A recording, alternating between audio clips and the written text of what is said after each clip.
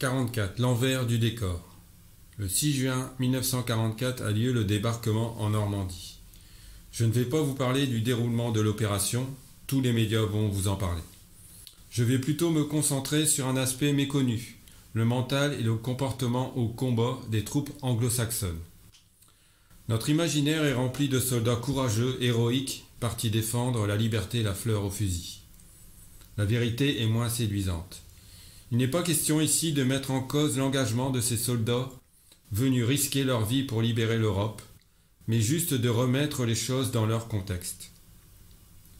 Les soldats américains sont assez sceptiques à l'égard des buts de guerre des Alliés. Ils ne sont guère convaincus par les grands idéaux. N'oublions pas que le président des États-Unis, Roosevelt, a eu beaucoup de difficultés à sortir les États-Unis de leur isolationnisme. C'est l'agression japonaise à Pearl Harbor, le 7 décembre 1941, qui provoque l'entrée en guerre des États-Unis. Pour les Américains, l'ennemi, c'est les Japonais. Paul Fussell, universitaire américain, ancien combattant de la Seconde Guerre mondiale. Il est certain que le GI moyen ne comprit jamais rien à la guerre et ne sut pas vraiment pourquoi il combattait en Europe. Lors de l'entraînement au combat, soldats et officiers américains ne font pas toujours preuve d'allant. Les officiers sont parfois nonchalants. Malgré tout, le débarquement du 6 juin est un succès. Arrive ensuite la bataille de Normandie, qui s'avère bien plus longue et rude que prévu. Le terrain normand, avec ses haies et bocages, avantage des Allemands expérimentés et motivés. Un soldat allié témoigne.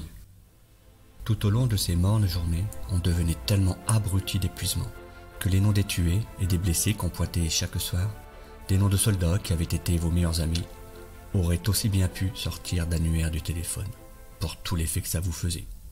Sentiment de désespoir dû aux échecs militaires répétés face à un ennemi déterminé. Les rations froides, la fatigue s'accumule, avec les longs jours d'été obligeant à de longs combats. Les unités restent longtemps sur le front, les permissions tardent. L'âpreté des combats, une victoire qui leur échappe, des pertes plus importantes que prévues font craquer les hommes. Conséquence, on observe des désertions, des stratagèmes pour éviter les combats. Des soldats déserteurs passent en cour martiale, 27 en juin, 216 en juillet, 522 en août. On constate aussi des absences sans permission, 312 en juillet, près de 500 en août.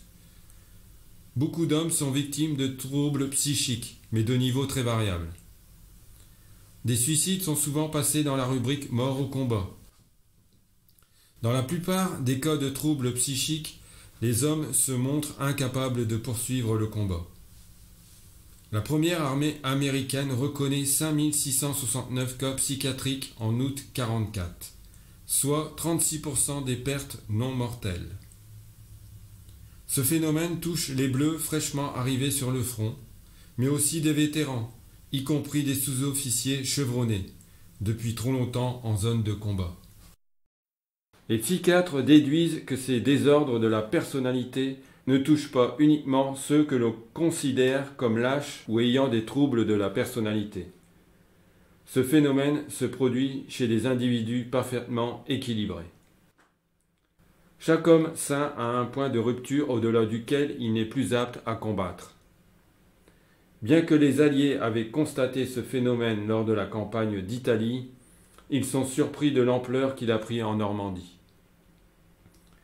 Les états-majors alliés considèrent ces soldats comme des malades, et non comme des lâches ou des simulateurs, contrairement à ce qui se passe dans l'armée allemande ou l'armée soviétique. C'est aussi là que l'on voit la différence entre démocratie et totalitarisme. Même si généraux et psychiatres alliés prennent en compte la maladie, ils mettent tout en œuvre pour que les hommes touchés reprennent le combat au plus vite. Du côté allié, on a tendance à aseptiser la guerre, à en oublier la cruauté et la sauvagerie.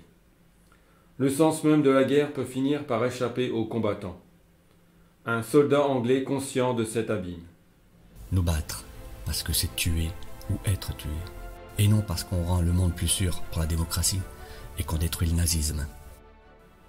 La plupart de ces informations, on les retrouve dans le livre d'Olivier Vivorca, Histoire du débarquement en Normandie, ainsi que dans le tout récent Le débarquement, son histoire par l'infographie d'Olivier Vivorca et Cyriaque Allard.